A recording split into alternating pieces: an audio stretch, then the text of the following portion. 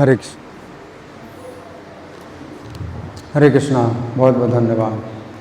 तो आज के श्लोक में कहा गया है भगवान आत्ममाया जाता। तो जो मायावादी हैं उनको अच्छा अवसर मिलता है बोलने का कि भगवान तो अपनी माया से ही जन्म लेते हैं। तो भगवान का जन्म माया है। श्लोक में आया है आत्ममाया जाता, अपनी माया से जन्म लिया भगवान ने। तो भगवान का जन्म माया है, भगवान का शरीर माया है। लेकिन जो हमारे वैष्णव आचार्य हैं वो बताते हैं कि माया शब्द का अर्थ जो है, एक तो वो है जो भ्रामक शक्ति, और माया शब्द का अर्थ जो है स्नेह भी होता है और अपनी स्वतंत्र इच्छा। तो आत्ममाया जाता का मतलब है कि भगवान जीवों के प्रति स्नेह के कारण जो है वो जन्म लेते हैं। तो उनका बहुत स्नेह है जीवों के प्रति, बहुत अनुराग है, इसलिए भगवान जन्म लेते हैं। और आत्ममाया का मतलब है अपनी स्वतंत्र इच्छा से जन्म लेते हैं। यहाँ पर माया शब्द का अर्थ है वो नहीं है, भ्रामक शक्ति नहीं है, बल्कि अपनी स्वतंत्र इच्छा है या अपना ममता, अपनी ममता, जीवों के प्रति उनकी बहुत ममता है। भगवान जैसे माता के समान है, जीवों के प्रति वो अपनी ममता दिखलाते हैं, इसलिए भगवान जो है आते हैं। जाता स्वयं, यहाँ पर क्या जाता स्वयं, तो स्वयं जो है वो जन्म लेते हैं। भगवान स्वयं जन्म लेते हैं। तो प्रभुपाद समझा रहे हैं कि हम लोग स्वयं जन्म नहीं लेते हैं, हम लोग स्वयं जन्म नहीं लेते हैं, है ना। हम अपने जो है चुनाव के अनुसार हम जन्म नहीं ले सकते हैं कि मुझे यहाँ जन्म लेना है, अपना चुनाव करूँ। तो अपना चुनाव हमारा नहीं होता है, हमारे कर्म के अनुसार, कर्म बंधन के अनुसार हमको जन्म लेना पड़ता है। और हमें हमारे ऊपर बल प्रयोग होता है कि आपको जन्म लेना पड़ेगा। और जो है भारी यातना मिलती है, गर्भ में वास करने की भारी यातना मिलती है। तो हम लोग स्वयं जन्म नहीं लेते हैं, हमें कर्म का बंधन, वो जन्म के बंधन के अनुसार हमें जो है जन्म लेना पड़ता है। और फिर यहाँ कहा गया अजा साक्षात, तो भगवान अजन्मा, साक्षात अजन्मा है, भगवान साक्षात अजन्मा है। तो जीव भी अजन्मा है, अजो नित्य शाश्वतो यम पुराण, जीवात्मा के लिए भगवान कहते हैं अजन्मा है, नित्य है, शाश्वत है, पुराण है। तो भगवान ने जीवात्मा के लिए ये शब्दों का प्रयोग किया है। लेकिन भगवान के लिए कहा गया अजा साक्षात, कि भगवान साक्षात अजन्मा है। तो जीवात्मा तत्व से अजन्मा है, लेकिन शरीर से जन्म नहीं है, उसको शरीर बदलना पड़ता है। लेकिन भगवान तत्व से, शरीर से, आत्मा और शरीर दोनों प्रकार से जन्मा है। भगवान का शरीर नहीं बदलता।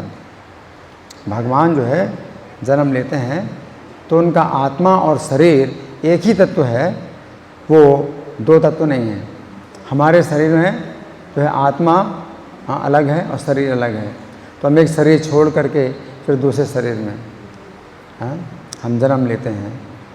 तो हमें शरीर परिवर्तन करना पड़ता है जब हम जन्म लेते हैं,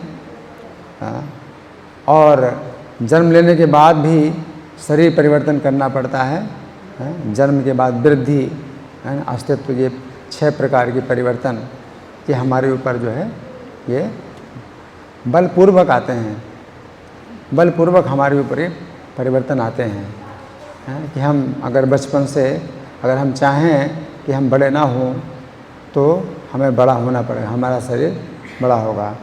लेकिन भगवान जो है अजह साक्षात, उनका शरीर जो है बदलता नहीं है, भगवान का शरीर बदलता नहीं है। तो जन्म लेते हैं भगवान तो अपने आध्यात्मिक शरीर में ही जन्म लेते हैं। वो अलग बात है कि वो शिशु रूप में उन्होंने जन्म लिया और फिर वो बड़े हुए। तो ऐसे लग रहा है कि भगवान का भी शरीर बदल रहा है, लेकिन भगवान का जो शरीर बदल रहा है वो उनकी इच्छा के अनुसार बदल रहा है। और वे आनंद लेने के लिए अपनी अलग अलग अवस्थाएं दिखाते हैं। तो भगवान के शरीर में वो जन्म और वृद्धि, अस्तित्व, जरा और मृत्यु, ये 6 परिवर्तन है ही नहीं भगवान के शरीर में। तो इसलिए ये भी बताया गया है कि भगवान का शरीर जो है जन्म की लीला तो दिखाते हैं कि आनंद लेने के लिए भगवान जन्म लेते हैं और भक्तों को आनंद देने के लिए जन्म लेते हैं। और फिर शिशु की अवस्था भी भगवान दिखाते हैं, बालक की अवस्था दिखाते हैं, कुमार अवस्था, पौगंड अवस्था और यौवन अवस्था। लेकिन फिर 15 साल भगवान 15 साल और कितना 7 महीना 15 साल 9 महीने 7.5 दिन 15 साल 9 महीने 7.5 दिन की अवस्था के बाद फिर उनकी अवस्था बदलती नहीं है। तो भगवान जो है कुरुक्षेत्र के युद्ध में मौजूद हैं तो नवयौवन, उनका शरीर नवयौवन है। 15 साल 9 महीना 7.5 दिन की अवस्था है, तो उनकी दाढ़े मूछें नहीं हैं भगवान की। तो इस अवस्था में भगवान फिर अपना परिवर्तन नहीं करते, अवस्था बदलती नहीं है। भगवान की दाढ़े मूछें नहीं होती हैं और वह बूढ़े नहीं होते हैं और ना मरते हैं। तो भगवान अपने शरीर के साथ ही जाते हैं। तो इसका मतलब है कि भगवान का शरीर जो है ये अजन्मा है, अजह साक्षात, इसलिए साक्षात अजन्मा। जीवात्मा जो है साक्षात अजन्मा नहीं है। अगर जन्म लेना है, जन्म लेता है जीव, तो उसको जो है अपना शरीर बदलना पड़ता है। और जो अपना आध्यात्मिक शरीर है वो इतना सिकुड़ा हुआ है, इतना सिकुड़ा हुआ है कि बाल की नोक के 10,000वें हिस्से के बराबर है उसका आध्यात्मिक शरीर। तो उस शरीर से वो कुछ कार्य नहीं कर सकता, क्योंकि वो आध्यात्मिक शरीर वो भगवान की सेवा के लिए था और भगवान की सेवा से विमुख होने के कारण उसका आध्यात्मिक शरीर सिकुड़ गया। अब भौतिक शरीर में ही उसको जो है कार्य करना पड़ेगा। तो इंद्रिय तृप्ति के लिए भौतिक शरीर मिलता है, और जब इंद्रिय तृप्ति की इच्छा समाप्त हो जाती है और भगवान की सेवा की इच्छा विकसित हो जाती है, तो आध्यात्मिक शरीर विकसित होता है जीवात्मा का। तो भगवान का जो है ऐसा कुछ नहीं है। भगवान पूर्ण स्वतंत्र हैं और वे जो है सबके स्वामी हैं। उन्हें किसी की सेवा नहीं करनी होती है। वे अपने भक्तों को सुख प्रदान करने के लिए जन्म लेते हैं और अपने स्वयं भी वो जो है आनंद लेते हैं। तो जन्म का आनंद लेते हैं। तो भगवान के जन्म और कर्म दिव्य हैं। जन्म कर्म च मे दिव्यम एवं यो वेति तत्वतः। तो भगवान के जन्म और कर्म जो है दिव्य हैं, जो तत्व से जान लेता है। त्यक्त्वा देहम पुनर्जन्म नैति मामेति सुरजन। तो वो देह त्याग करके फिर भगवान के धाम में चला जाता है। तो ये इतनी ही जो है बात है कि भगवान के जन्म कर्म को समझना है। और भगवान की प्रत्येक जन्म, भगवान का प्रत्येक अवतार, शास्त्रों में जितने भी भगवान के अवतार दिए गए हैं उनमें कोई भी जो है भगवान का अवतार ऐसा नहीं है कि आप कहें कि नहीं इस अवतार में जो है भगवान माया से लिप्त हो गए, इस अवतार में उनका शरीर जो है माया निर्मित है, माया से बना है। तो जो तत्व जानता है तो भगवान के प्रत्येक जन्म का जो है आश्चर्य मानता है। तत्व से जानने का मतलब है आश्चर्य उसमें, और प्रसन्नता और हर्ष और सुनने की इच्छा, उत्सुकता, ये सब जो है तत्व से जानने का मतलब ये होता है कि हम सुनने की इच्छा करें, भगवान के जन्म और कर्मों को सुनने की इच्छा करें।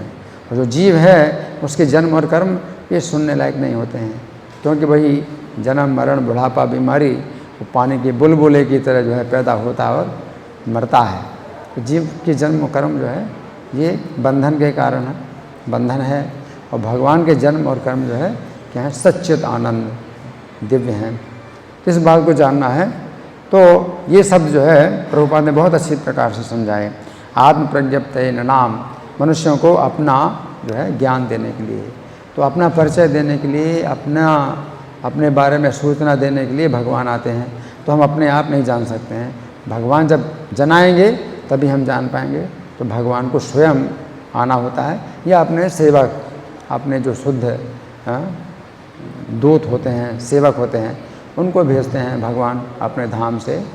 तो उनके भी जन्म कर्म दिव्य होते हैं, क्योंकि वो भगवान के शुद्ध सेवक, भगवान के आदेश से और भगवान का कार्य करने के लिए, भगवान का संदेश देने के लिए इस पृथ्वी पर आते हैं।